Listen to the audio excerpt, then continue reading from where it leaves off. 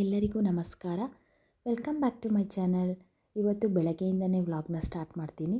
ಇವತ್ತು ಏನೆಲ್ಲ ಮಾಡಿಕೊಂಡೆ, ಹಾಗೆ ಏನೆಲ್ಲ ರೆಸಿಪಿನ ಟ್ರೈ ಮಾಡಿದೆ ಎಲ್ಲವನ್ನು ಕೂಡ ನಿಮ್ಮೊಂದಿಗೆ ಶೇರ್ ಮಾಡ್ತಾ ಇದ್ದೀನಿ. ಅದಕ್ಕೂ ಮುಂಚೆ ಯಾರೆಲ್ಲ ನನ್ನ ವೀಡಿಯೋನ ನೋಡ್ತಾ ಇದ್ದೀರೋ ಪ್ಲೀಸ್ ಸಬ್ಸ್ಕ್ರೈಬ್ ಮಾಡಿ, ಲೈಕ್ ಮಾಡಿ ಮತ್ತು ಶೇರ್ ಮಾಡಿ. ಎಲ್ಲೂ ಸ್ಕಿಪ್ ಮಾಡ್ದೇನೆ ನನ್ನ ವೀಡಿಯೋನ ನೋಡಿ. ಇನ್ ಕೇಸ್ ನನ್ನ ವೀಡಿಯೋ ಏನಾದರೂ ಇಷ್ಟ ಆದರೆ ಒಂದು ಲೈಕ್ ಕೊಡೋದನ್ನು ಕೂಡ ಮರಿಬೇಡಿ. ಹಾಗೆಯೇ ನಿಮ್ಮ ಫ್ರೆಂಡ್ಸ್ ಆ್ಯಂಡ್ ಫ್ಯಾಮಿಲಿಗೆಲ್ಲ ಶೇರ್ ಮಾಡಿ ಅಂತ ಹೇಳ್ತಾ ಇವತ್ತಿನ ವೀಡಿಯೋವನ್ನು ಸ್ಟಾರ್ಟ್ ಮಾಡ್ತಾಯಿದ್ದೀನಿ. ಇವತ್ತು ಬೆಳಗ್ಗೆಯಿಂದನೇ ನಾನು ನನ್ನ ಕೆಲಸಗಳನ್ನೆಲ್ಲ ಮುಗಿಸ್ಕೊಂಡು ಹಾಗೆಯೇ ಸ್ವಲ್ಪ ತರಕಾರಿಗಳನ್ನೆಲ್ಲ ತೆಗೆದಿಡೋದಿತ್ತು. ಎಲ್ಲ ತರಕಾರಿಗಳನ್ನೆಲ್ಲ ನೀರೆಲ್ಲ ಆರಿಸ್ಬಿಟ್ಟು ಹಾಗೆಯೇ ಬಟ್ಟೆಯಲ್ಲಿ ಎಲ್ಲ ಕ್ಲೀನಾಗಿ ಒರೆಸ್ಕೊಂಡು ನಾನು ಎಲ್ಲನೂ ಬಾಕ್ಸಿಗೆ ಹಾಕಿ ನಾನು ಸ್ಟೋರ್ ಮಾಡ್ಕೊಳ್ತಾ ಇದ್ದೀನಿ. ಎಲ್ಲ ತರಕಾರಿಗಳನ್ನ ತಂದ ತಕ್ಷಣವೇ ನಾನು ವಾಶ್ ಮಾಡಿ ನೀರು ಹಿಡಿಯೋದಕ್ಕೆ ಇಟ್ಬಿಡ್ತೀನಿ. ಆ ನೀರೆಲ್ಲ ಇಳಿದಾದ ನಂತರ ನಾನು ಅದನ್ನು ಬಟ್ಟೆಯಲ್ಲಿ ಒರೆಸ್ಕೊಳ್ತೀನಿ. ಏಕೆಂದರೆ ನೀರು ಇಳಿಯುವಾಗಲೇ ನಾವು ಒರೆಸೋಕೆ ಹೋದರೆ ತುಂಬಾ ಬಟ್ಟೆ ಎಲ್ಲ ಒದ್ದೆ ಆಗಿಬಿಟ್ಟು ಮತ್ತು ತರಕಾರಿಯಲ್ಲಿರೋ ನೀರು ಕೂಡ ಹೋಗಲ್ಲ. ಅದಕ್ಕೋಸ್ಕರ ನಾನು ನೀರೆಲ್ಲ ಇಳಿದಾದ ನಂತರನೇ ನಾನು ಒಂದು ಬಟ್ಟೆಯಲ್ಲಿ ನಾನು ಎಲ್ಲವನ್ನು ಕ್ಲೀನಾಗಿ ಒಣಗಿಸ್ಬಿಟ್ಟು ಇಟ್ಕೊಳ್ತೀನಿ. ಈ ಸೊಪ್ಪುಗಳನ್ನೆಲ್ಲ ನಾನು ಈ ರೀತಿಯಾಗಿ ಬಾಕ್ಸ್ ಒಳಗಡೆ ಇಟ್ಕೊಳ್ತೀನಿ. ಇದನ್ನು ಕೂಡ ಅಷ್ಟೇ ತೊಳೆದುಬಿಟ್ಟು ಒಂದು ಬಟ್ಟೆ ಮೇಲೆ ನೀರು ಇಳಿಯೋದಕ್ಕೆ ಇಟ್ಬಿಡ್ತೀನಿ. ಇವಾಗ ನಾನು ಈ ಕೊತ್ತಂಬರಿ ಸೊಪ್ಪು, ಪುದೀನ ಸೊಪ್ಪು ಅದನ್ನೆಲ್ಲ ಕೂಡ ನಾನು ಈ ರೀತಿಯಾಗಿ ಇಟ್ಕೊಳ್ತೀನಿ. ನೋಡಿ, ಒಂದೇ ಇದರಲ್ಲಿ ಬೇಗನೆ ಸಿಕ್ಬಿಡುತ್ತೆ. ಹಾಗಾಗಿ ಈ ಥರ ಹಾಕಿಬಿಟ್ಟು ಇಟ್ಕೊಳ್ತೀನಿ. ಈ ಕರಿಬೇವಿನ ಸೊಪ್ಪಾಗಲಿ ಎಲ್ಲವನ್ನು ಕೂಡ ತೊಳೆದ್ಬಿಟ್ಟು ನೀಟಾಗಿ ನೀರು ಹಿಡಿಯೋದಕ್ಕೆ ಅಂತ ಇಟ್ಕೊಳ್ತೀನಿ.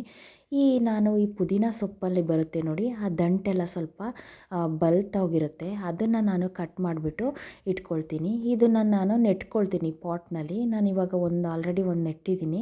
ಅದು ಕೂಡ ತುಂಬಾ ಚೆನ್ನಾಗಿ ಬಂದಿದೆ. ನಾನು ಯಾವಾಗಲೂ ಅಷ್ಟೇ ಈ ಪುದೀನ ಸೊಪ್ಪಿನ ಗಿಡ ಆಗಲಿ ಅದರದ್ದು ಚಿಗುರೆಲ್ಲ ತೆಗೆದು ಇಟ್ಕೊಂಡ್ಬಿಟ್ಟು ಬಾಕ್ಸಲ್ಲಿ, ಆ ನಂತರ ನಾನು ಈ ದಂಟಿರುತ್ತೆ ನೋಡಿ ಅದನ್ನೆಲ್ಲ ಸ್ವಲ್ಪ ಎತ್ತಿಟ್ಕೊಂಡ್ಬಿಡ್ತೀನಿ. ಯಾಕೆಂದರೆ ಆ ಸ್ವಲ್ಪ ಬಲ್ತಿರೋ ದಂಟಾದರೆ ಸ್ವಲ್ಪ ನಮಗೆ ನೆಡೋದಕ್ಕೂ ಈಸಿಯಾಗಿ ಬಂದುಬಿಡುತ್ತೆ ಅಂತ ಹೇಳ್ಬಿಟ್ಟು. ನೀವು ಕೂಡ ಹೀಗೇ ಯಾರಾದರೂ ಮಾಡೋರಿದ್ರೆ ಕಮೆಂಟ್ ಬಾಕ್ಸ್ನಲ್ಲಿ ಕಮೆಂಟ್ ಮಾಡಿ ತಿಳಿಸಿ. ನಾನು ಈ ರೀತಿಯಾದ ತರಕಾರಿಗಳನ್ನೆಲ್ಲ ಇಲ್ಲಿ ಕೆಳಗಡೆ ಹಾಕಿ ಇಟ್ಕೊಂಡ್ಬಿಡ್ತೀನಿ. ಇನ್ನು ಬೇರೆ ತರಕಾರಿಗಳೆಲ್ಲವನ್ನು ಕೂಡ ನಾನು ಈ ಥರ ಬಾಕ್ಸ್ನಲ್ಲಿ ಹಾಕಿ ಸ್ಟೋರ್ ಮಾಡಿ ಇಟ್ಕೊಳ್ತೀನಿ. ನೋಡಿ, ಈ ಬಾಳೆಹಣ್ಣನ್ನೆಲ್ಲ ನಾನು ಅದು ಇನ್ನೂ ಸ್ವಲ್ಪ ಹಣ್ಣಾಗಬೇಕು, ಅದಕ್ಕೋಸ್ಕರ ಅದನ್ನು ನಾನು ಹೊರಗಡೆನೇ ಇಡ್ತೀನಿ. ಬಾಳೆಹಣ್ಣು ಈ ಥರದ್ದೆಲ್ಲ ನಾನು ಫ್ರಿಡ್ಜ್ನಲ್ಲಿ ಇಡೋಲ್ಲ, ಹೊರಗಡೆನೇ ಹಾಗೆಯೇ ಇಟ್ಕೊಂಡ್ಬಿಡ್ತೀನಿ. ನೋಡಿ, ಈ ರೀತಿಯಾಗಿ ಎಲ್ಲವನ್ನು ಜೋಡಿಸಿ ನಾನು ಇಟ್ಕೊಂಡ್ಬಿಡ್ತೀನಿ. ಈ ಬೇಕಾದಾಗ ನಾವು ಹಾಗೆಯೇ ಒಂದು ಸರಿ ತೊಳ್ಕೊಂಡ್ರೆ ಸಾಕಾಗುತ್ತೆ. ಏಕೆಂದರೆ ಮುಂಚೆನೇ ತೊಳೆದು ಇಟ್ಬಿಟ್ಟಿರ್ತೀವಲ್ಲ, ಅದಕ್ಕೋಸ್ಕರ ನಾವು ಹಾಗೆಯೇ ಫ್ರಿಜ್ಜಲ್ಲಿ ಇಟ್ಬಿಟ್ರೆ ನಮಗೆ ಅವರೆಲ್ಲ ಸ್ಪ್ರೇ ಮಾಡಿರೋದಾಗಲಿ ಎಲ್ಲವೂ ಕೂಡ ನಮಗೆ ಈಗ ಎಲ್ಲ ತರಕಾರಿಗಳಿಗೂ ಸ್ಪ್ರೆಡ್ ಆಗಿಬಿಡುತ್ತೆ. ಅದಕ್ಕೋಸ್ಕರ ನಾನು ಈ ರೀತಿಯಾಗಿ ಇಟ್ಕೊಳ್ತೀನಿ. ನಾನು ಬೆಳಗಿನ ತಿಂಡಿಗೆ ನಾನು ಅಕ್ಕಿ ತರಿಯಲ್ಲಿ ನಾನು ಉಪ್ಪಿಟ್ಟನ್ನು ಮಾಡ್ಕೊಳ್ತಾ ಇದ್ದೀನಿ. ಇದು ರವೆ ಅಲ್ಲ, ಅಕ್ಕಿ ತರಿ. ಇದನ್ನು ನಾನೇ ಹೇಗೆ ಮಾಡ್ಕೊಂಡಿದ್ದು ಅಂತ ಹೇಳಿದ್ರೆ, ಅಕ್ಕಿನ ಚೆನ್ನಾಗಿ ತೊಳೆದು ಒಣಗಿಸ್ಕೊಂಡು ಅದನ್ನು ನಾನು ಪುಡಿ ಮಾಡಿಕೊಂಡು ಅದರಲ್ಲಿ ತುಂಬ ತೆಳುವು ಬರುತ್ತೆ ನೋಡಿ, ಅದನ್ನೆಲ್ಲ ನಾನು ಒಂದ್ರಿ ಮಾಡಿಬಿಟ್ಟು ತೆಗೆದಿಟ್ಕೊಂಡ್ಬಿಡ್ತೀನಿ. ಮತ್ತು ಇನ್ನೊಂದು ಸರಿ ಒಂದ್ರಿ ಮಾಡಿದಾಗೂ ಕೂಡ ಈ ದಪ್ಪ ದಪ್ಪ ಎಲ್ಲ ಬರುತ್ತೆ ನೋಡಿ, ದೊಡ್ಡ ದೊಡ್ಡದು, ಅದನ್ನೆಲ್ಲ ಪುಡಿ ಮಾಡಿಕೊಂಡು ನನಗೆ ಕರೆಕ್ಟ್ ಸೈಜಲ್ಲಿ ಮೀಡಿಯಮ್ದು ಬಲೆ ಇರುತ್ತೆ ನೋಡಿ, ನೆಟ್ಟಿರುತ್ತೆ ನೋಡಿ ಒಂದ್ರಿ ಮಾಡುವಾಗ, ಅದರಲ್ಲಿ ನಾನು ಈ ರೀತಿಯಾಗಿ ಪುಡಿಯನ್ನು ಮಾಡ್ಕೊಳ್ತೀನಿ. ಅದನ್ನು ಒಂದ್ರಿ ಮಾಡಿಕೊಂಡು ತೆಗೆದಿಟ್ಕೊಳ್ತೀನಿ. ಅದನ್ನು ಇವಾಗ ಚೆನ್ನಾಗಿ ಹುರ್ಕೊಳ್ಬೇಕಾಗುತ್ತೆ ನಾವು. ಈ ಅಕ್ಕಿ ತರಿ ಉಪ್ಪಿಟ್ಟನ್ನು ಮಾಡುವಾಗ ನಾವು ನೀಟಾಗಿ ಹುರ್ಕೊಳ್ಬೇಕು, ಇಲ್ಲಾಂದರೆ ನಮಗೆ ಉಪ್ಪಿಟ್ಟು ಅಷ್ಟೊಂದು ಚೆನ್ನಾಗಾಗಲ್ಲ. ನೋಡಿ, ಉಪ್ಪಿಟ್ಟು ಮಾಡೋದಕ್ಕೆ ನಾನು ಏನೇನು ಬೇಕೋ ಅದನ್ನೆಲ್ಲವನ್ನು ಇಟ್ಕೊಂಡಿದ್ದೀನಿ. ನಾನೇನು ಸ್ಪೆಷಲಾಗಿ ಏನೂ ಮಾಡ್ತಾಯಿಲ್ಲ, ಹಾಗೆಯೇ ಸಿಂಪಲ್ಲಾಗಿ ಅಕ್ಕಿ ತರಿಯಿಂದ ಹೇಗೆ ಉಪ್ಪಿಟ್ಟು ಮಾಡ್ತಾರೆ ಅಂತ ಹೇಳ್ಬಿಟ್ಟು ನಾನು ತೋರಿಸ್ತಾ ಇದ್ದೀನಿ. ನೋಡಿ, ಇವಾಗ ನಾನು ಸ್ವಲ್ಪ ಎಣ್ಣೆನ ಹಾಕ್ಕೊಂಡು ಎಣ್ಣೆ ಬಿಸಿ ಆದ ನಂತರ ನಾನು ಅದಕ್ಕೆ ಸಾಸಿವೆಯನ್ನು ಹಾಕ್ಕೊಳ್ತಾ ಇದ್ದೀನಿ. ಈ ಸಾಸಿವೆ ಎಲ್ಲ ಸಿಡಿದಾದ ನಂತರ ನಾನು ಕರಿಬೇವಿನ ಸೊಪ್ಪನ್ನು ಹಾಕ್ಕೊಳ್ತಾ ಇದ್ದೀನಿ.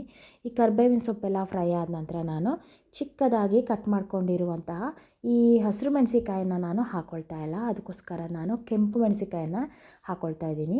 ಈ ಅಕ್ಕಿ ತರಿ ಉಪ್ಪಿಟ್ಟಿಗೆ ನಾವು ಹಸಿರು ಮೆಣಸಿಕಾಯಿಗಿಂತನೂ ಕೆಂಪು ಮೆಣಸಿಕಾಯಿನ ಹಾಕ್ಕೊಂಡ್ರೆ ತುಂಬಾ ಚೆನ್ನಾಗಿರುತ್ತೆ. ಈ ಕೆಂಪು ಮೆಣಸಿಕಾಯಿ ಹಾಕಿದ ನಂತರ ನಾವು ಈರುಳ್ಳಿಯನ್ನು ಹಾಕಿ ಚೆನ್ನಾಗಿ ಫ್ರೈ ಮಾಡ್ಕೊಳ್ಳೋಣ. ಇವಾಗ ಇದೆಲ್ಲವೂ ಕೂಡ ಎಣ್ಣೆಯಲ್ಲಿ ಚೆನ್ನಾಗಿ ಫ್ರೈ ಆಗಬೇಕು. ಇದು ಹೋಗಬಾರ್ದು, ಹೋದರೆ ನಮಗೆ ಅದರ ಟೇಸ್ಟ್ ಎಲ್ಲ ಬೇರೆಯೇ ಇರುತ್ತೆ, ಚೆನ್ನಾಗಿರಲ್ಲ. ಅದಕ್ಕೋಸ್ಕರ ನೀಟಾಗಿ ಸ್ಪೂನಲ್ಲಿ ತಿರುಗಿಸ್ಕೊಂಡು ನಾವು ಚೆನ್ನಾಗಿ ಫ್ರೈ ಮಾಡ್ಕೊಳ್ಳೋಣ. ಇದೆಲ್ಲ ಫ್ರೈ ಆದ ನಂತರ ನಾವು ಇದಕ್ಕೆ ಟೊಮೆಟೊ ಹಣ್ಣನ್ನು ಹಾಕ್ಕೊಳ್ಳೋಣ. ನಾನು ಒಂದು 2 ಮೀಡಿಯಮ್ ಸೈಜ್ನ ಟೊಮೆಟೊ ಹಣ್ಣನ್ನು ಹಾಕ್ಕೊಳ್ತಾ ಇದ್ದೀನಿ. ಈ ಟೊಮೆಟೊ ಹಣ್ಣು ಕೂಡ ಅಷ್ಟೇ ಚೆನ್ನಾಗಿ ಫ್ರೈ ಆಗಬೇಕು ನಮಗೆ. ಈ ಫ್ರೈ ಆಗೋಕ್ಕಿಂತ ಮುಂಚೆ ನಾನು ಇದಕ್ಕೆ ಸ್ವಲ್ಪ ಉಪ್ಪನ್ನು ಹಾಕ್ಕೊಳ್ತಾ ಇದ್ದೀನಿ. ನಾವು ಟೊಮೆಟೊ ಹಣ್ಣು ಬೇಯುವಾಗ ಹಾಕ್ಕೊಳ್ಳುವಾಗ ಯಾವಾಗಲೂ ಕೂಡ ಇದ್ರ ಮೇಲೆ ಸ್ವಲ್ಪ ಉಪ್ಪನ್ನು ಹಾಕಿದ್ರೆ ನಮಗೆ ಚೆನ್ನಾಗಿ ಬೇಯುತ್ತೆ ಟೊಮೆಟೊ ಹಣ್ಣು. ಇವಾಗ ನಾನು ಸ್ವಲ್ಪ ಉದ್ದುದ್ದವಾಗಿ ಕಟ್ ಮಾಡ್ಕೊಂಡಿರುವಂತಹ ಕ್ಯಾರೆಟನ್ನು ಹಾಕ್ಕೊಳ್ತಾ ಇದ್ದೀನಿ. ನೋಡಿ, ನಾನು ಈ ರೀತಿಯಾಗಿ ಉದ್ದುದ್ದವಾಗಿ ಕಟ್ ಮಾಡ್ಕೊಳ್ತೀನಿ. ನೋಡಿ, ಈ ಥರ ನನಗೆ ಉದ್ದುದ್ದ ಕಟ್ ಮಾಡ್ಕೊಂಡ್ರೆ ಇಷ್ಟ ಆಗುತ್ತೆ.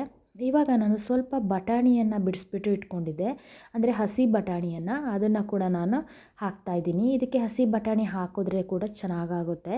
ಆ ಒಣಗಿದಾದರೆ ನನಗೆ ಅಷ್ಟೊಂದು ಇಷ್ಟ ಆಗೋಲ್ಲ, ಯಾಕೆಂದರೆ ಸ್ವಲ್ಪ ಒಂದೊಂದು ಸರಿ ಗಟ್ಟಿ ಗಟ್ಟಿ ಇರುತ್ತೆ. ಅದಕ್ಕೋಸ್ಕರ ಇದಾದರೆ ಬೇಗನೂ ಬೆಂದುಬಿಡುತ್ತೆ, ಒಗ್ಗರಣೆಯಲ್ಲೇ ಬೆಂದುಬಿಡುತ್ತೆ. ಅದಕ್ಕೋಸ್ಕರ ನೋಡಿ, ಇವೆಲ್ಲವನ್ನು ಹಾಕಿ ಚೆನ್ನಾಗಿ ಫ್ರೈ ಮಾಡ್ಕೊಳ್ಳೋಣ ಇವಾಗ. ನೋಡಿ, ಈ ರೀತಿಯಾಗಿ ಸ್ಪೂನಲ್ಲಿ ತಿರುಗಿಸ್ತಾ ಇದ್ದರೆ ಚೆನ್ನಾಗಿ ತಳನೂ ಹಿಡಿಯಲ್ಲ, ಬೇಗನೂ ಬೆಂದುಬಿಡುತ್ತೆ. ನೋಡಿ, ಇದೆಲ್ಲ ಹಸಿ ಬಟಾಣಿ ಆಗಲಿ ಕ್ಯಾರೆಟ್ ಆಗಲಿ ಎಲ್ಲವೂ ಕೂಡ ಇವಾಗ ಬೆಂದಿದೆ. ಇದಕ್ಕೆ ನಾನು ಸ್ವಲ್ಪ ಸಬ್ಬಸಿಗೆ ಸೊಪ್ಪನ್ನು ಕಟ್ ಮಾಡಿಕೊಂಡು ಹಾಕ್ತಾಯಿದ್ದೀನಿ. ಈ ಉಪ್ಪಿಟ್ಟಿಗೆ ನಾವು ಸಬ್ಬಸಿಗೆ ಸೊಪ್ಪನ್ನು ಹಾಕಿದ್ರೆ ತುಂಬಾ ಚೆನ್ನಾಗಿರುತ್ತೆ ಉಪ್ಪಿಟ್ಟು. ಇದನ್ನು ನಾವು ಫ್ರೈ ಮಾಡ್ಕೊಳ್ಳೋಕ್ಕೆ ಎಣ್ಣೆಯಲ್ಲೇ ಹಾಕಬೇಕು, ನಾವು ಹಾಗೆ ಹಾಕೋಕ್ಕೆ ಹೋಗಬಾರ್ದು.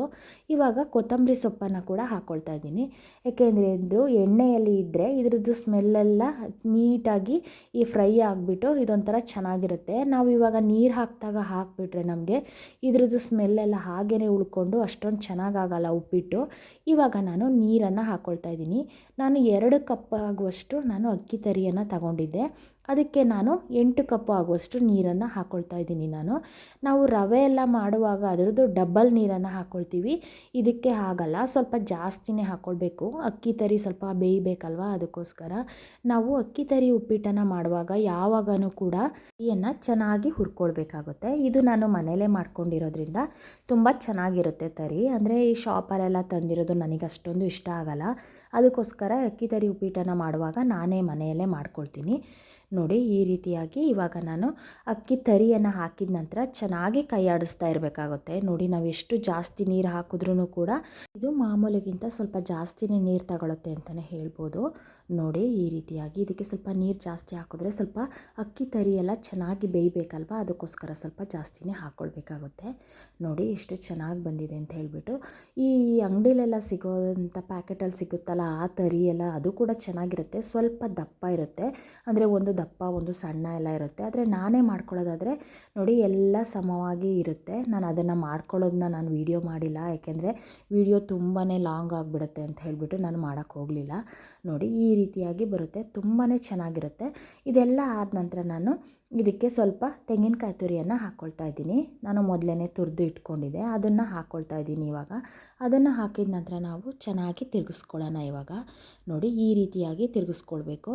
ನಾವು ಇನ್ನೊಂದೇನು ಅಂತ ಹೇಳಿದ್ರೆ, ಈ ಅಕ್ಕಿ ತರಿನ ಚೆನ್ನಾಗಿ ಹುರ್ಕೊಳ್ಬೇಕಾಗುತ್ತೆ. ಸಣ್ಣ ಉರಿಯಲ್ಲಿ ನಾವು ಚೆನ್ನಾಗಿ ಹುರಿದು ಇಟ್ಕೊಳ್ಬೇಕಾಗುತ್ತೆ. ನಾವು ಸಡನ್ನಾಗಿ ಅಕ್ಕಿ ತರಿ ಉಪ್ಪಿಟ್ಟನ್ನು ಮಾಡೋಕ್ಕೆ ಹೋಗಬಾರ್ದು. ನೋಡಿ, ತುಂಬ ಸಿಂಪಲ್ ಆದ ಮತ್ತು ತುಂಬಾ ಟೇಸ್ಟಿಯಾದ ಅಕ್ಕಿ ತರಿಯಿಂದ ಉಪ್ಪಿಟ್ಟು ರೆಡಿಯಾಗಿದೆ ಇವಾಗ. ಇದಕ್ಕೆ ನಾನು ಒಂದು ಕಡಲೆ ಬೇಳೆಯ ಚಟ್ನಿಯನ್ನು ಮಾಡ್ಕೊಂಡಿದ್ದೀನಿ. ಇದಕ್ಕೆ ತುಂಬಾ ಚೆನ್ನಾಗಿರುತ್ತೆ ಈ ಚಟ್ನಿ. ನೋಡಿ, ತುಂಬಾ ಸಿಂಪಲ್ಲಾಗಿ ಮಾಡ್ಕೊಳ್ಬೋದು ಈ ಚಟ್ನಿಯನ್ನು. ನಾನು ಈ ಪುದೀನ ಕಡ್ಡಿಯನ್ನು ತೆಗೆದಿಟ್ಕೊಂಡಿದ್ದೆ ನೋಡಿ, ಅದನ್ನು ನಾನು ಈ ಥರ ನೋಡಿ, ಈ ಥರ ಪಾಟಲ್ಲಿ ಹಾಕಿರ್ತೀನಿ. ಎಷ್ಟು ಚೆನ್ನಾಗಿ ಬಂದಿದೆ ಅಂತ ಹೇಳಿಬಿಟ್ಟು. ನೋಡಿ, ತುಂಬಾ ಚೆನ್ನಾಗಿ ಬರುತ್ತೆ. ಈ ಥರ ಕಡ್ಡಿಗಳನ್ನ ಹಾಗೆ ನೆಟ್ಟರೂ ಕೂಡ ಪುದೀನ ಗಿಡ ಬೇಗ ಬಂದುಬಿಡುತ್ತೆ. ನಾವು ಯಾವುದೇ ರೀತಿಯಾದ ಪಾಟನ್ನು, ನಾನು ಹೂವಿನ ಗಿಡ ಇದೆಯಲ್ಲ, ಆ ಹೂವಿನ ಗಿಡದಲ್ಲಿನೇ ನಾನು ಸೈಡಲ್ಲಿ ಹಾಕಿದ್ದೆ. ನೋಡಿ, ಈ ಥರ ಬಂದಿರುತ್ತೆ. ನೋಡಿ, ಹೀಗೆ ಈಗ ಮಾಡಿಬಿಟ್ಟು ನಾನು ಒಂದು ನೀರು ಹಾಕ್ತೀನಿ ಅಷ್ಟೇ, ಇದನ್ನೇನು ಹಾಕಲ್ಲ ಇದಕ್ಕೆ. ನೋಡಿ, ಈ ರೀತಿಯಾಗಿ ಹಾಕಿಬಿಟ್ಟು ಇದಕ್ಕೆ ಈ ಥರ ಕಡ್ಡಿಗಳನ್ನ ತೆಗೆದಿಟ್ಕೊಂಡಿದ್ದೆ ನೋಡಿ, ಆ ಕಡ್ಡಿಗಳನ್ನ ನಾನು ಹಾಗೆಯೇ ಒಂದು ಅದರಲ್ಲೇ ಒಂದು ಕೈ ಬೆರಳಿಂದ ಹೀಗೆ ಒಂದು ಹೋಲ್ ಮಾಡಿಕೊಂಡು ನಾನು ಈ ಕಡ್ಡಿಗಳನ್ನ ಹಾಕ್ತಾಯಿದ್ದೀನಿ. ಹಾಕ್ಬಿಟ್ಟು ಒಂದು ಸ್ವಲ್ಪ ಪ್ರೆಸ್ ಮಾಡಿದ್ರೆ ಸಾಕು, ನಮಗೆ ಅದರಲ್ಲೇ ಬಂದುಬಿಡುತ್ತೆ ಚೆನ್ನಾಗಿ. ಇವತ್ತಿನ ವಿಡಿಯೋ ಇದಾಗಿತ್ತು. ಎಲ್ರಿಗೂ ನನ್ನ ವಿಡಿಯೋ ಇಷ್ಟ ಆದರೆ ಪ್ಲೀಸ್ ಸಬ್ಸ್ಕ್ರೈಬ್ ಮಾಡಿ, ಲೈಕ್ ಮಾಡಿ ಮತ್ತು ಶೇರ್ ಮಾಡಿ. ಮುಂದಿನ ವಿಡಿಯೋದೊಂದಿಗೆ ಮತ್ತೆ ಸಿಗೋಣ. Thanks for watching.